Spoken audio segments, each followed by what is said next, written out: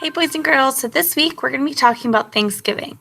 But to start off, we're going to start talking about the Pilgrims and Native Americans. So, we're going to watch a quick video about Thanksgiving and then I'll go over your seesaw activity with you.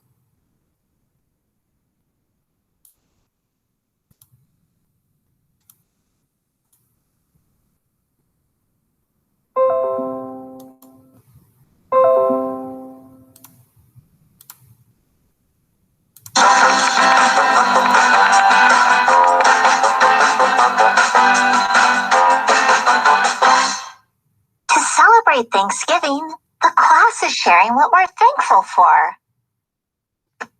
I'm thankful for our family, Becca and Tasha, our dog, and soccer.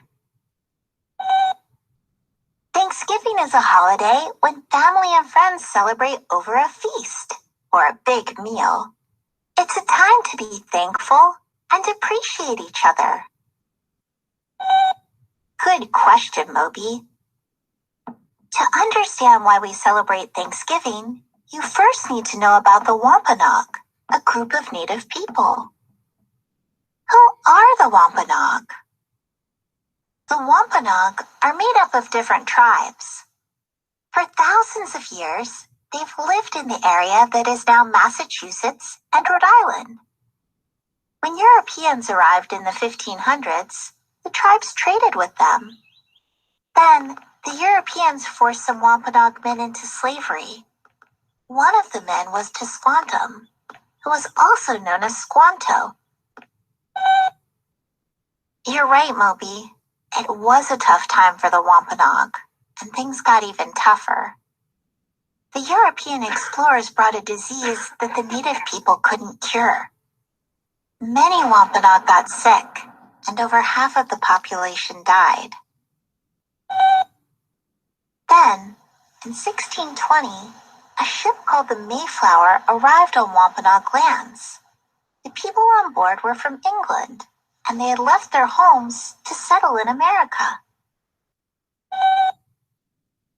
Why did the settlers leave England?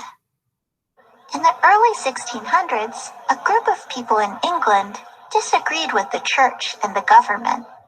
They wanted to leave the country and start their own colony.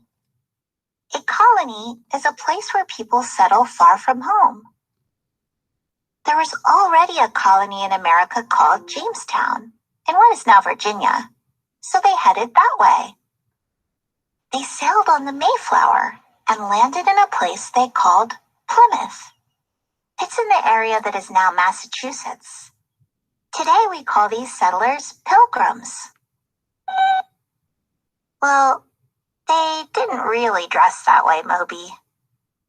Over time, people created and shared artwork of the Pilgrims that wasn't really accurate or true.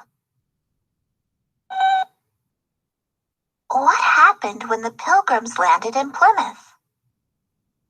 The settlers arrived in winter, and many had gotten sick on the voyage.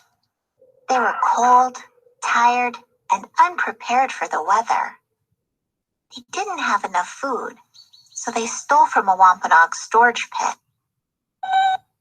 I know, Moby, it wasn't right. Massasoit Usamiquin was the sachem of the Wampanoag. A sachem is a leader. The word Massasoit means great sachem or great leader. Massasoit Usamiquin met with John Carver, the governor of Plymouth Colony. They agreed to keep peace and protect and help each other.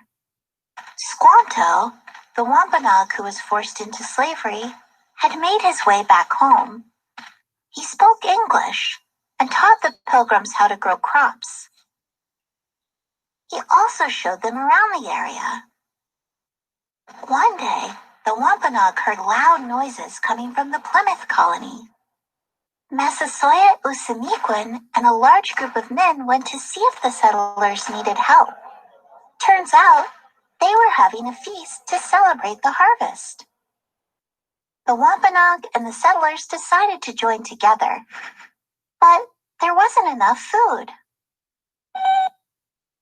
So the Wampanoag hunted and brought more food so there'd be enough for everyone. The feast lasted 3 days. They ate seafood, squash, berries, nuts, and venison, which is deer meat. There was peace between the Wampanoag and the settlers for a while. Then, more settlers moved onto Wampanoag land and created laws that were not fair to the native people. Eventually, war broke out. In the end, the settlers won and forced the Wampanoag to leave their homes. The native people had to dress, pray, and live like the settlers.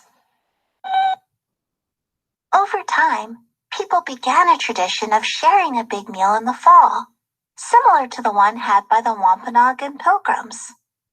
In 1863, President Abraham Lincoln made Thanksgiving an official holiday. He hoped it would bring people together in peace during the Civil War. Now we celebrate Thanksgiving on the fourth Thursday of November. How do we celebrate Thanksgiving today? Every family has their own Thanksgiving traditions and foods.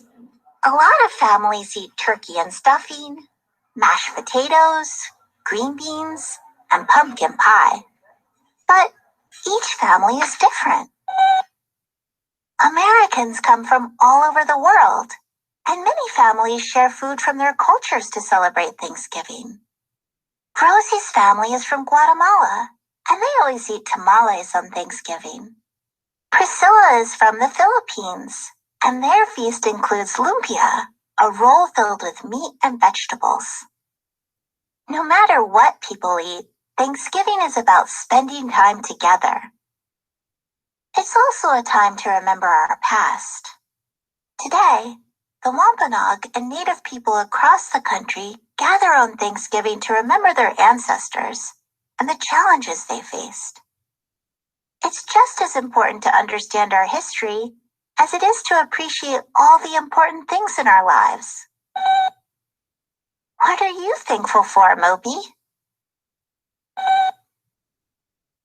Spoons, cabbages, boogers, and Tim?